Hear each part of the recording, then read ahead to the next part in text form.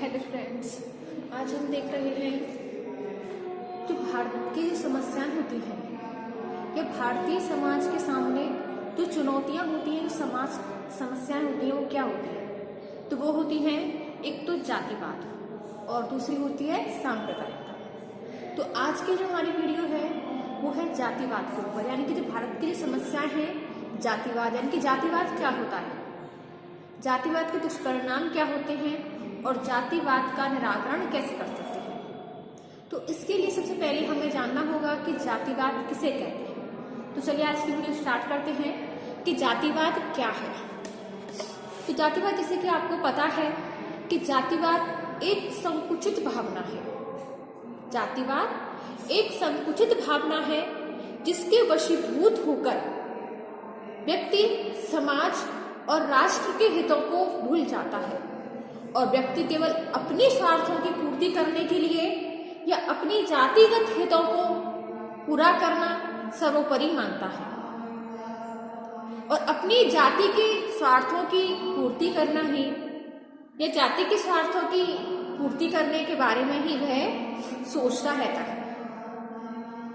जातिवाद जो होता है, जो जातिवाद शब्द होता है या जातिवाद, जाति भक्ति एक ही जाति के व्यक्तियों के बीच होती है या एक ही जाति के व्यक्तियों की वह भावना होती है जो देश या समाज इनके सामान्य हितों का ख्याल ना रखते हुए केवल जाति के सदस्यों के उत्थान, जातीय एकता और जाति की सामाजिक स्थिति या परिस्थिति को दृढ़ बनाने के लिए प्रेरित करती रहती है।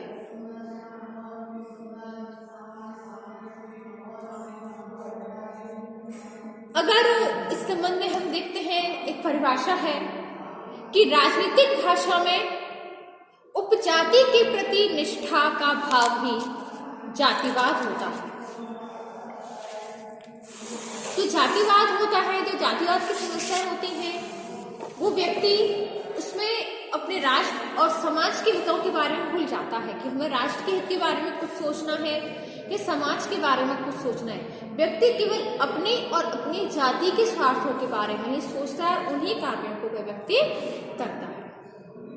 जातिवाद वह संकीर्ण भावना होती है जो जाति के सदस्यों को अन्य लोगों के सामान्य हितों की चिंता न करते हुए अपनी ही जाति के लोगों को जीवन के विभिन्न पक्षों, विभिन्न क्षेत्रों में प्राथमिकता देने के लिए प्रेरित करती है।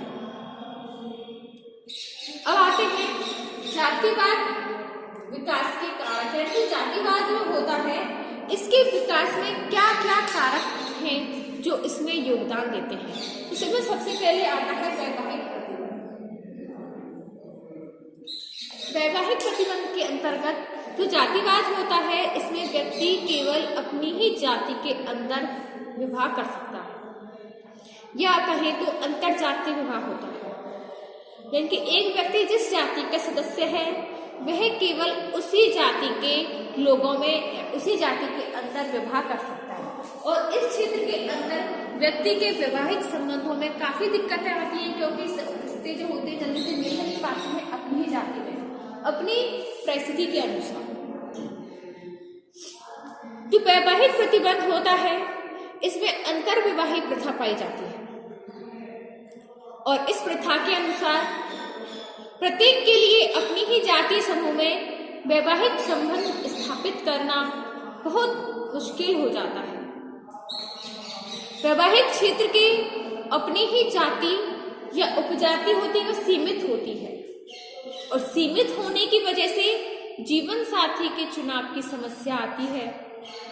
ऐसी स्थिति में व्यक्तियों का या लोगों का यह प्रयत्न रहता है या कोशिश होती है कि अपनी ही जाति वालों को विभिन्न क्षेत्रों में आगे बढ़ने और नौकरी मिलने, सुख सुविधाओं का अवसर प्राप्त करने का अवसर प्राप्त हो। इसमें दूसरी आती है यातायात एवं संदेश वाहनों के साधनों का विकास। जैसे जो यातायात और संदेश वाहनों के साधनों के जो होते हैं विकास होता है, वो जातिवाद को बढ़ावा देता है। एक ही जाति के लोग देश के विभिन्न कोनों में पहुंच जाते हैं, पहुंच गए हैं, यानी कि नगरीकरण हुआ है, औद्योगिकरण हुआ है, जिसमें एक जाति के लोग हर क्षेत्र में पाए जाते हैं। यानी कि अपनी जाति बिरादरी की जरूरी नहीं है कि केवल एक ही प्रांत में हो, वो सभी प्रांतों में अपनी जाति बिरादरी के लोग पाए जाते हैं। कभी कभी भारतीय सम्मेलन भी होते हैं जिनमें अपनी जाति के सदस्यों के हितों के बारे में विचार विमर्श भी किया जाता है। पत्र पत्रिकाएं भी प्रकाशित होती हैं जिससे कि उनका जो जाति का विस्तार होता है वो व्यापक हो जाता है। अगला है जातीय स्थिति को ऊंचा उठाने की लालसा, यानी कि हर व्यक्ति चाहता है कि उसके जाति के जो लोग होते हैं या उस जाति के जो लोग हैं, वह जो व्यक्ति जिस जाति के सदस्य है वह जाति अन्य जातियों की अपेक्षा उच्च श्रेणी में आए। यह हर व्यक्ति की कामना होती है, इच्छा होती है। अगला है जजमानी प्रथा का विघटन। जैसे कि आपको पता है जजमानी प्रथा, जैसे कि नाई हैं, धोबी हैं, तेली हैं या ब्राह्मण हैं, ये जजमानी प्रथा का कार्य करते थे। यानी कि ये लोग हर व्यक्ति जो दूसरी जाति के जो लोग होते हैं ये एक जाति के सदस्यों से पारस्परिक संबंध, जिनको कि क्षैतिज संबंध भी कहते हैं, इनमें दृढ़ता पाई जाती है। आज उनका विघटन हो गया है। अगला है औद्योगिकरण। आजकल जो कल कारखाने हैं, औद्योगिक धंधे हैं, जिनकी वजह से लोग अपने गांव को छोड़कर, जहां पर व्यक्ति ने जन्म लिया था, उस जमीन को छोड़कर औद्योगिकरण कर रहे हैं। और औद्योगिकरण के कारण परिवार और जाति के वंशानुगत जो पेशे होते हैं उनको चोट पहुंचती है, जिसके कारण आर्थिक सुरक्षा समाप्त हो जाती है, व्यक्ति आर्थिक रूप से तंग हो जाता है और जनसंख्या की तेजी के कारण औद्योगिक विकास की जो गति होती है वह धीमी हो जाती है और व्यक्ति अपनी योग्यता के अनुसार नौकरी की प्राप्त करने के अवसर भी नहीं मिल पाते हैं। ऐसी जो स्थिति होती है इसमें जाति के सदस्य जो होते हैं उस सदस्यों को आर्थिक सुरक्षा प्रदान करने में उनको दिक्कत आती है। अगला है नगरीकरण। लोग नगरों की ओर विकास कर रहे हैं। ये गांव के जो लोग हैं वो नगरीकरण कर रहे हैं, नगरों में विकास कर रहे हैं, और जो एक नगर के लोग हैं वो महानगरों में विकास करते हैं, महानगरों की ओर प्लान करते हैं, उसको नगरीकरण कहते हैं। अगला है जातियों का विविधीकृत विकास। जातियों के विविधीकृत विकास ने जातियों को प्रोत्साहन करने में बहुत सहायता पहुंचाई है। कुछ जातियों को ये अधिकार प्राप्त होते हैं और कुछ को निर्योग्यताएं प्राप्त होती हैं, और ऐसी दशाओं में जातियों को उच्च शिक्षा प्राप्त करने, उच्च नौकरियां प्राप्त करने, धन कमाने, सामाजिक परिस्थिति को ऊंचा उठाने में काफी सहायता प्राप्त होती है। संस्कृतिकरण, जैसे कि आपको पता है कि जो प्रभु जातियां होती हैं या उच्च जातियां होती हैं उनका जो निम्न जाति होती है वो अनुसरण करती हैं। जो निम्न जातियां होती हैं वो प्रभु जाति, ब्राह्मण जाति, क्षत्रिय, वैश्य, इनका अनुसरण करती है। इनके खान पान, रहन सहन, वेशभूषा, इनका जो जीवन की शैली होती है इनको अपनाती हैं, और यही क्रिया क्या होती है, क्या कहलाती है, संस्कृतिकरण कहलाती है। संस्कृतिकरण करने वाली जो जातियां होती हैं वो जातिवाद की भावना को पैदा करती हैं। अगला है जातीय संगठन। जातिवाद जो होता है वो जातिवाद के संगठन को, या जातीय जो परिणाम होता है, जातिवाद की भावना होती है, जातिवाद को विकसित करने में जातीय संगठनों ने भी महत्वपूर्ण भूमिका निभाई है। आज अनेक जातियां, उनके क्षेत्र, राष्ट्रीय संगठन पाए जाते हैं। जातीय संगठनों में पाई जाने वाली जो पत्र पत्रिकाएं होती हैं वो प्रकाशित होती हैं। अगला है राजनीति। प्रजातंत्र में आपको पता है कि हर व्यक्ति के अपने वोट की कीमत होती है। व्यक्ति को ये स्वतंत्रता प्राप्त होती है कि अपना मतदान करे और मतदान अपनी मर्जी से करे, स्वतंत्र रूप से करे। प्रजातंत्र में वोट की कीमत होती है। वोट प्राप्त करने का तरीका लोगों की जातीय भावना को उभारा जाता है। यानी कि कई बार आपने देखा होगा कि राजनीतिक क्षेत्र में भी जातिवाद चलता है। व्यक्ति अपनी ही जाति के लोगों को अधिक मतदान देने की कोशिश करते हैं।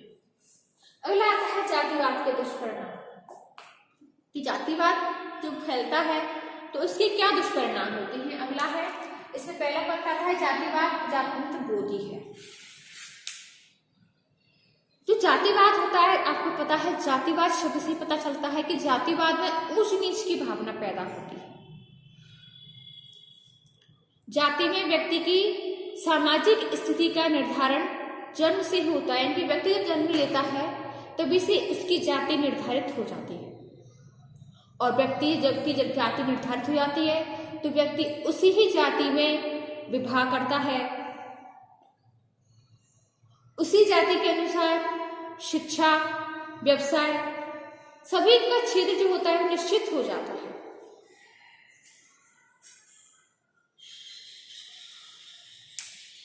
अगला है राष्ट्रीय एकता में बाधा। यानी कि जातिवाद जब होता है तो जातिवाद राष्ट्रीय एकता में बाधा भी पैदा करता है। यानी कि जातिवाद से राष्ट्रीय एकता में बाधा पहुंचती है, क्योंकि तो जातिवाद होगा तो व्यक्ति समाज और राष्ट्र के बारे में नहीं सोचता है, केवल अपने और अपनी जाति के बारे में ही सोचता है। किसी भी राष्ट्रीय एकता में बाधा पहुंचती है। अगला है औद्योगिक कुशलता में बाधक। यानी कि औद्योगिक कुशलता में कैसे प्रकार बाधक होता है कि जो व्यक्ति इस पद के लिए योग्य होता है, परंतु जातिवाद के कारण व्यक्ति निर्योग्यता, व्यक्ति जो उस पद के लिए योग्यता प्राप्त नहीं है, फिर भी जातिवाद के लिए उस व्यक्ति को उस पद पर आसीन कर दिया जाता है, बिठा दिया जाता है, जिससे उस व्यक्ति को उस क्षेत्र में जानकारी भी नहीं होती। अगला है नैतिक पतन के लिए उत्तरदायी। तो जातिवाद होता है, जातिवाद की भावना व्यक्ति को पक्षपातपूर्ण व्यवहार के लिए प्रेरित करती है। अनेक नेता, मंत्री, उच्च पद पर आसीन अधिकारी अपनी जाति के लोगों को उनके साथ पक्षपात करते हैं, भाई भतीजापन अपनाते हैं, जिसके कारण राजनीति एवं जो प्रशासन का जो क्षेत्र होता है उसमें भ्रष्टाचार को प्रोत्साहन मिलता है। अगला है व्यक्तियों के बीच भेदभाव की दीवार। यानी कि जो जातिवाद होता है ये एक दूसरे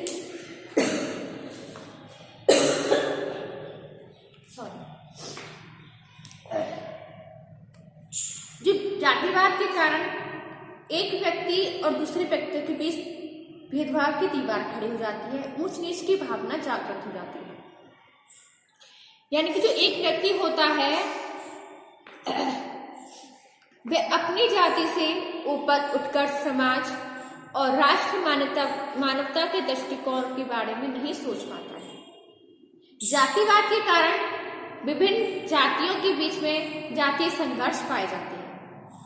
व्यक्ति अपने आप को सर्वश्रेष्ठ मानता है, अपनी जाति को सर्वोच्च मानता है, और जो अछूत जनजातियां होती हैं उनको निम्न जाति समझता है, जिसके कारण उनमें जातिवाद की भावना जागृत हो जाती है। अगला है गतिशीलता में बाधक। जाति व्यक्ति की गतिशीलता में भी बाधक होती है।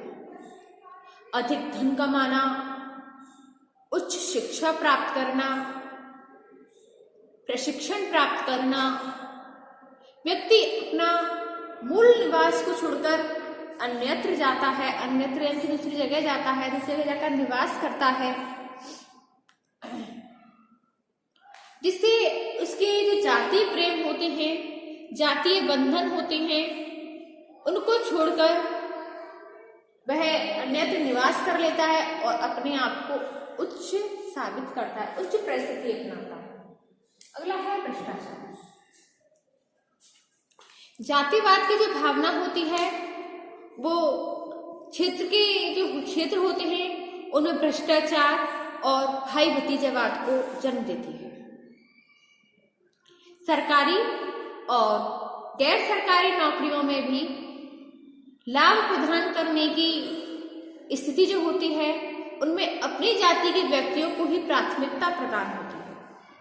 जो अपनी ही जाति के जो लोग होते हैं उनको प्राथमिकता होती है, जिसके कारण लोगों में एक दूसरे के प्रति अविश्वास होता है, मनमुटाव हो जाता है, उनमें संघर्ष होता है, जिससे व्यक्ति अपनी जाति के सदस्यों के लिए गैर कानूनी कार्य भी करने लगता है और भ्रष्टाचार अपनाता है। अगला है सामाजिक समस्याओं का उदय। कठोर जाति के जो नियम होते हैं जैसे कि बाल विवाह है, दहेज प्रथा है, विधवा पुनर्विवाह पर रोक, कुलीन विवाह आदि समस्याएं होती हैं, जातिवाद की ही देन है। जातिवाद के कारण ही ये समस्याएं पैदा होती हैं। जातिवाद की भावना रूढ़िवादी विचारों की समर्थक, नवीन परिवर्तनों की विरोधी होती है। जाति से जनित समस्याएं अनेक प्रयत्न और आंदोलनों के बावजूद समाप्त नहीं होती। अगला है जातीय संघर्ष। जातिवाद की भावना सामाजिक तनाव, जातीय संघर्ष को जन्म देते हैं। जब एक जाति अपने आप को श्रेष्ठ समझती है और दूसरे को निम्न समझकर उनसे पक्षपात की भावना करती है तो और अन्य जातियों से घृणा करती है तो जातियों में आपस में टकराव की भावना पैदा होती है। जातीय दंगे, मारपीट, तोड़फोड़, आगजनी की घटनाएं बढ़ने लगती हैं। अब इसके बाद आता है जातिवाद के निराकरण के उपाय, यानी कि जातिवाद हो जाता है तो उसके निराकरण की क्या क्या उपाय किए जा सकते हैं, जैसे कि जातिवाद समाप्त हो जाए। तो सबसे पहले आता है अंतरजातीय विवाह में को प्रोत्साहन, यानी कि व्यक्ति अपनी ही जाति में विवाह न करके अंतरजातीय यानी कि अपनी जाति से बाहर भी विवाह कर सकता है। और यदि व्यक्ति अपनी जाति के अलावा अन्य जातियों के साथ विवाह करने लग जाता है तो जातिवाद की भावना, ऊंच नीच की भावना है, यह जड़ से समाप्त हो जाए। अंतरजातीय जो विवाह होते हैं ये एक उच्च वातावरण तैयार करते हैं जिससे कि जातिवाद की भावना समाप्त हो जाती है। अगला है उचित शिक्षा, यानी कि व्यक्ति को इस प्रकार की शिक्षा प्रदान की जाए, इस प्रकार की शिक्षा दी जाए जिसमें कि उनमें जातिवाद की भावना ही नहीं रहे, ऊंच नीच की भावना नहीं रहे, जातिवाद समाप्त हो जाए। अगला है वैकल्पिक समूहों का निर्माण। जाति समूह के माध्यम से अपनी जो सामूहिक प्रवृत्तियां होती हैं उनको व्यक्त करना, सामाजिक और सांस्कृतिक संगठनों के निर्माण में सहायता प्रदान करना, एक दूसरे के निकट आना और समूहों का निर्माण करने के कारण भी व्यक्तियों में जातिवाद की भावना समाप्त हो जाती है। अगला है आर्थिक और सांस्कृतिक समानता, यानी कि जो व्यक्तियों में आर्थिक असमानता होती है, कोई अधिक पैसे वाला होता है, किसी के पास 2 टाइम खाने के लिए भोजन नहीं होता है, किसी के पास बड़े बड़े मकान होते हैं, कोई सड़क पर सोने के लिए मजबूर होता है, तो इस प्रकार की अगर उनमें आर्थिक जो असमानता है वह समाप्त कर दी जाए तो जातिवाद की भावना भी समाप्त हो जाएगी। अगला है जाति शब्द का बहिष्कार। जातिवाद को समाप्त करने के लिए जाति शब्द का कम से कम उपयोग करना चाहिए। अगला है सांस्कृतिक एकीकरण को प्रोत्साहन।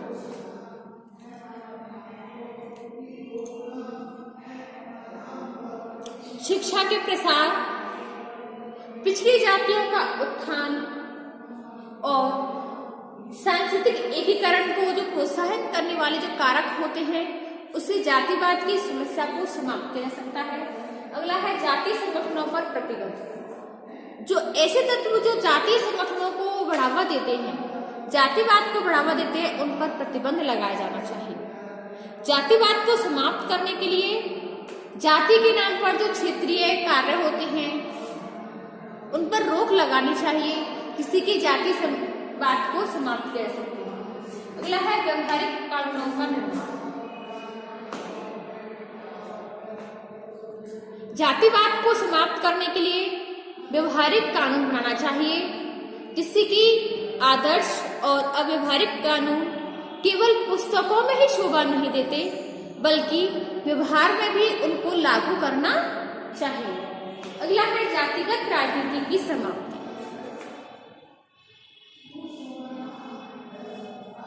जब जाति के आधार पर चुनाव लड़े जाते हैं तब जातिवाद समाप्त नहीं होता, क्योंकि जो उम्मीदवार होता है वह जाति के आधार पर ही चुनाव जीतता है। उसे अपनी जाति के सदस्यों के काम करने पड़ते हैं, उनके प्रति पक्षपात करना होता है, सहानुभूति रखनी पड़ती है, और अगर ऐसा होगा तो जातिवाद समाप्त नहीं होगा। इसलिए जातिगत जो राजनीति होती है इसको समाप्त करना होगा। अगला है आर्थिक विकास। जातिवाद से छुटकारा पाने के लिए आर्थिक विकास अधिक आवश्यक है। आर्थिक विकास से लोगों को रोजगार प्राप्त करने की सुविधा प्राप्त होती है, बेरोजगारी समाप्त हो जाएगी, व्यक्तियों को नौकरी प्राप्त होगी। इसके कारण व्यक्ति अपनी जाति के पास नहीं जाएंगे जिससे कि उनको कोई लाभ प्राप्त हो। व्यक्ति संपूर्ण समाज और राष्ट्र के हितों के बारे में सोचेगा। तो स्टूडेंट्स, आज की वीडियो हमारी थी जातिवाद के ऊपर। हमने जातिवाद की जो देखी थी, जातिवाद के विकास में सहायक कारक देखे थे, दुष्परिणाम देखे और निराकरण के उपाय देखे। आज के लिए बस इतना ही। इससे आगे हम देखेंगे अपने नेक्स्ट वीडियो में। धन्यवाद।